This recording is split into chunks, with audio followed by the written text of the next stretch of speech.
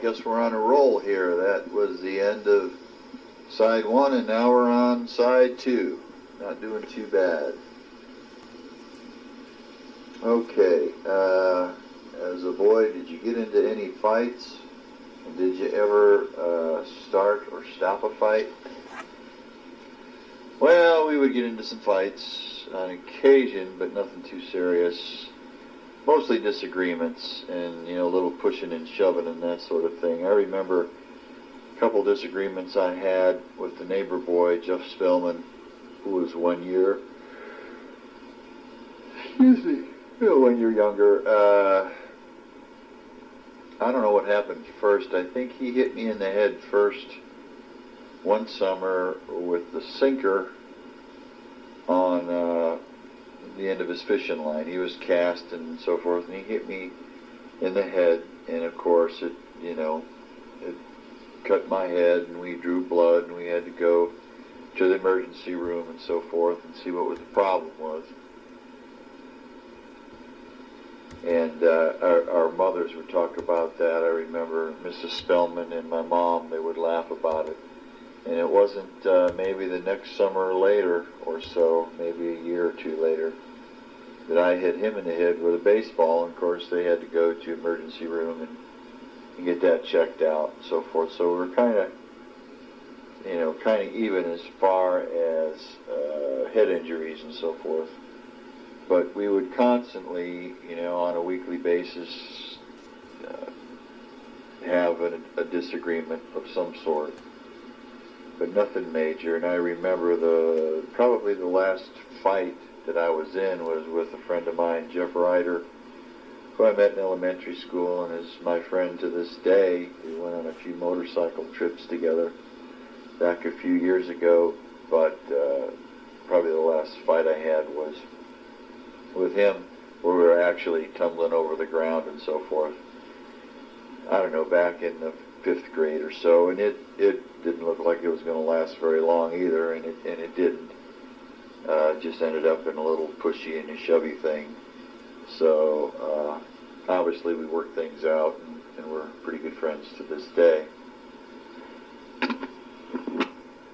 The chores I had to do growing up was I had to sweep the basement steps and keep the basement clean.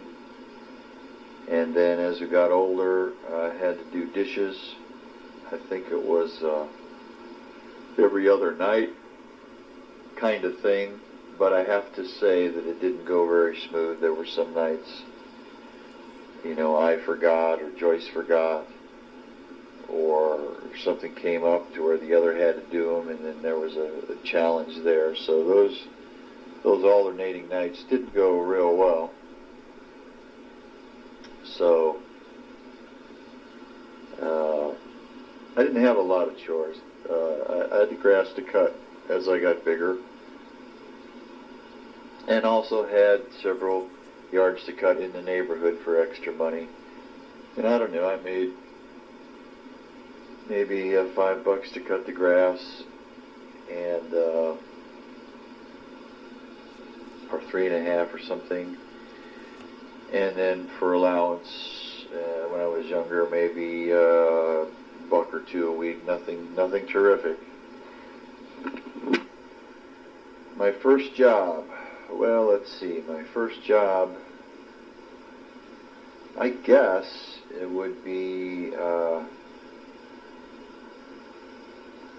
I think it was selling magazines. I did some magazine selling for a very short while because it wasn't very profitable, but there was, I guess, Clarence Cathcart, a friend of mine, was all excited about selling magazines in Cleveland, so he took us with him one day. We took the bus into Cleveland, and we got signed up to sell magazines. And what we did was learn a spiel, and they would give us forms and pencils and so forth and put us out in the neighborhood and then pick us up at the end of the day, and we'd check and see how many magazines that we've sold. So I think it was a civic reading club, and that's where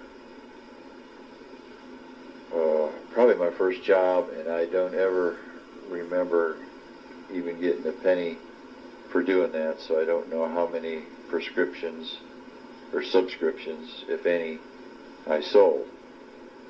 The next job was a cleaner in town, Climbers Cleaners. I'm not sure how I hooked up with this fellow, but he was an older guy, and he had a cleaning service in Berea.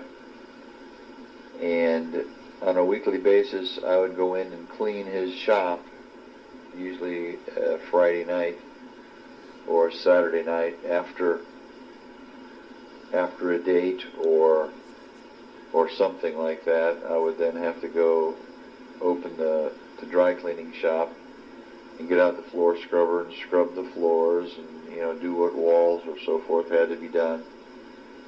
And that was another job that I had, and it paid. I did some painting for him in there also, and it paid, I don't know if he gave me $3-4 an hour maybe at that time to do some of the work that I did. Do I remember my first communion, and what influence did it have? I don't remember my first communion, so I guess the influence is not there either. And then, what pastime or hobbies did you have as a child? I liked to build model cars. AMT, I think, is the name of the company that built some really nice custom car kits, and I would get some of those and build them, put them together and so forth, and paint them up. And then, for lack of something better to do, I would usually take if I'd have 4 or 5 of them, I'd take the worst 2 and play Crash. I'd take them and smash them together and squirt glue on them and light them on fire to kind of add a little bit of realism to it. And then, of course, my mom always hated for me to do that because it made a mess on the sidewalk, and goodness knows it's just not a great thing for a kid to be doing, I guess, playing with fire and that sort of thing. But I didn't become a pyromaniac, at least to my knowledge. Maybe when I sleepwalk, but not in my waking hours anyway. So that's one of the things I used to do. In high school, I liked to paint. A lot of times I would stay home on a Friday night, and I would be doing some oil painting or something like that in my bedroom. Not that I was ever any good at it, but I did like to do that. I did have a matchbook collection as a kid. Every time my dad, who traveled a little bit at the time, would go out of town, he would bring me back some matchbooks from wherever he ate or whatever hotel he was in and so forth.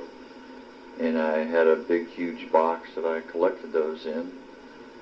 And so it was a pretty good ongoing collection I had for a long time. Some pretty interesting looking matches. And I also collected the miniature Matchbox cars, which I mentioned earlier. And I tried to do stamps on occasion, and didn't quite have the interest there. I had a toy gun collection that would pretty much fill my bed. Did a lot of cowboys and Indians kind of thing when I was a kid. And I had a lot of toy guns. And, geez, I wish I had them now. They'd be worth a small fortune. But I guess that's pretty much. I didn't really collect much more than that on a regular basis. What mischievous pranks did I pull, and how did it affect me? I remember probably the first mischievous prank was I was just a little guy and the swing set was over next to Spellman's yard, the side of the house, in the backyard though, and it was a summer day in the evening. And I don't know if it was a special day, a holiday, or Memorial Day or what, but everybody was out in the yard having fun and so forth, and I guess my brother had bought some balloons, like a red, yellow, and a blue balloon, one for each of us, including himself, and so it was a big deal that he would do that and give us each a balloon, and so we tied them with Mom's help and Dad's help to the swing set. And they were helium balloons, so they were blowing up in the wind and looking real pretty. And then, for some reason, I just was being stupid. I just, for some reason, got a hold of a knife, pocket knife, and cut my brother's loose. So there it goes, sailing off into the sunset. And, you know, he was pretty upset about it, and I don't think he was so much angry as he was hurt that I did that after he went and, you know, bought the balloons to begin with. And so I guess my parents explained that to me, and so ever since that time, that's been like, you know, the first sin, the first cardinal thing I've done ever to hurt somebody was, that I can recall, was that. And I wished I hadn't done that, but you know, maybe he needed his balloon cut loose for some reason. I don't know, but I know I wasn't happy, and I'll remember that forever. So that's one prank. Another prank was stupid stuff we used to do for no reason. Like, I remember Jeff, my good friend, left his jacket at the clubhouse, which was up in Clarence's garage. I was already a young know-it-all by that time. And Jeff wasn't one of our favorite people back then, and so we threw his jacket outside, and then we poured things on it, some pop and probably some beer, and threw mud on it and all kinds of stuff. And then one day he turned up at the clubhouse. We gave it back to him. Well, it wasn't a pretty smelling jacket, and he was a little bit upset. But I think he washed it and he came out looking pretty good. So maybe that prank was on us. I don't know. Us being, what, Wayne Liggett, Clarence, Henry, Martin, Jerry, perhaps, Jerry Walters, and let's see, some of the people from Sprague Road, Norton, Don Norton, and a couple other guys I can't remember. But anyway, there was a bunch of people that contributed.